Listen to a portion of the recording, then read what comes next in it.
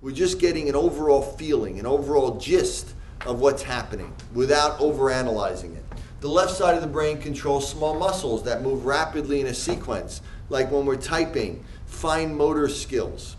The muscles of speech are small muscles that move rapidly in a sequence, and the left hemisphere controls those, and because of that, it also controls verbal language.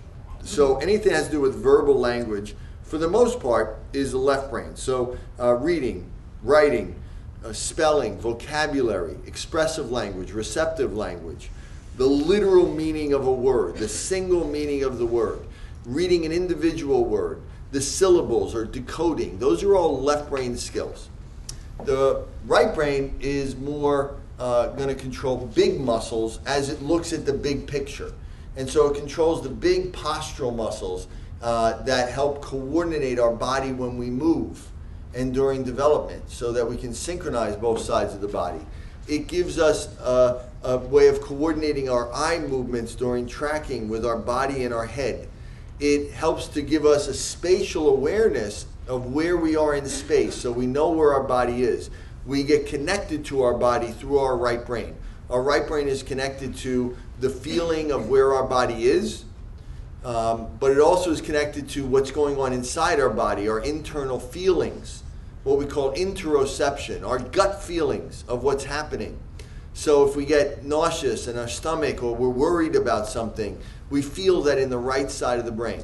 The right side of the brain is the more social and emotional side of the brain, and it controls primarily nonverbal communication. Nonverbal communication meaning eye contact, facial expression, tone of voice, gestures, and body position and movement, as well as the intensity and the timing of speech. So do we say the right thing at the right time or do we say the wrong thing at the wrong time?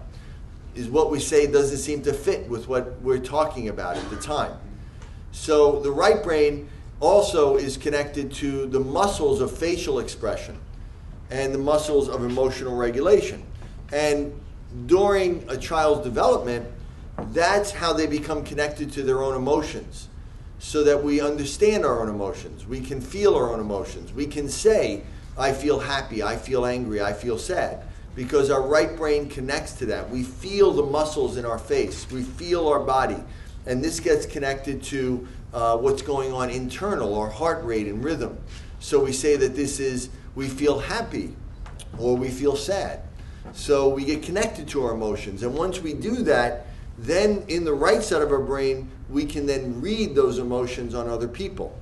So we develop what we call insight through the right brain, insight into our own thoughts and feelings, and then we develop empathy, which is the ability to understand somebody else's thoughts and feelings, which again we know is one of the biggest issues in ADHD and autism in children with right hemisphere delays. That's why they have a problem with social skills.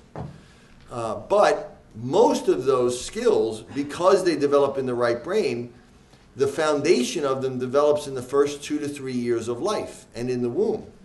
So we don't remember that. We don't remember that period of time because when we learn differently with the left side and the right side of the brain. The left side of the brain learns consciously, declaratively.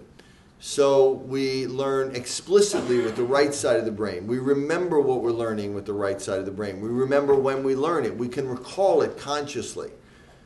The right side of the brain we learn implicitly or subconsciously or non-declaratively. So we don't remember much of what we learn with the right side of the brain, but it doesn't mean that it's any less important. So what we see is that we said that most people don't really remember before the age of 3. It's called childhood amnesia. And that's because you don't have a left brain yet. That your left brain isn't there to form conscious memories yet. But you're forming memories, but they're subconscious memories with your right brain before that.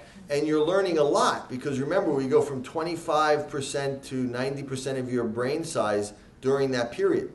So what you're learning is the foundation of your social skills and your emotional regulation and your ability to connect with your own body and your own self and your own feelings and your own thoughts. And then you're learning how to project those onto other people. And if you don't learn that, then you don't realize you don't learn it, because none of us actually remember learning that, right? You don't remember when you learned how to read emotions on other people, or when you learned to socialize, or any of that stuff. So the problem is, if we try to teach somebody later on consciously through social rules or social classes, it doesn't really work so well, because that's not how the right brain actually socializes. The only way we can bring that on is by getting them to connect their body and their right brain together by developing the right side of the brain. And the right side and the left side of the brain control emotions differently. The left side of the brain controls what we call negative emotions, because it's related also to different behavioral control. The left brain controls what we call approach behavior. So the left brain is motor driven, it's activity driven, it's impulsive. It wants to go out in the world, and it wants to run around, it wants to touch things, it wants to feel things, it wants to break them all up into little pieces and line them all up in a row, and it wants to, figure out what's happening and memorize that and calculate that out, what's going to happen next, and then it wants to break it down and wants to do it again. Break it down and do it again, because the left brain loves familiarity. It loves to do the same thing over and over. It hates to transition to something new. And it loves the details, and it likes the patterns, and it loves to repeat patterns. The right side of the brain, again, is control of withdrawal behavior. So it stops us from doing things. It gets us to move on to the next thing. The right brain hates doing the same thing over and over. It likes novelty and newness. It's looking for newness because it's looking for danger. And it knows that something that we've never seen before could be potentially dangerous. The left brain believes the world is predictable and safe.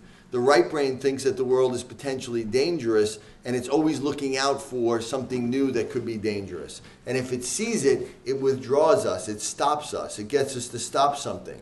Because it's social and emotional, it also tries to prevent us from doing things that are, not socially accepted. Doing things that are wrong, or shouting out, or behaving in a bad way that is not going to get us accepted by other people.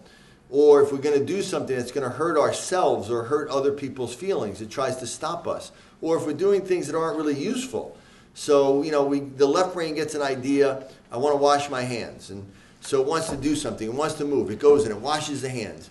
And then it does it, and that feels cool, and it says, I want to do that again. It washes it again, and it washes it again, and washes it again, as it keeps on doing that. Dr. Melilo, excuse me, I just want to make sure we have time at the end for Q&A. Okay, So, great. I'm almost tied up here. But it wants to do it over and over again. So what it will do is, it will, the right brain normally stops us and says, okay, let's move on. We did that enough. It's not useful anymore. So if we don't have the right brain, we can have obsessive compulsive behavior, or tic disorders, or stims, where we can't control movements, or we can't control vocalizations, or anything like that. The immune system is also regulated in a similar way. The left brain activates the immune system. The right brain, stops the immune system.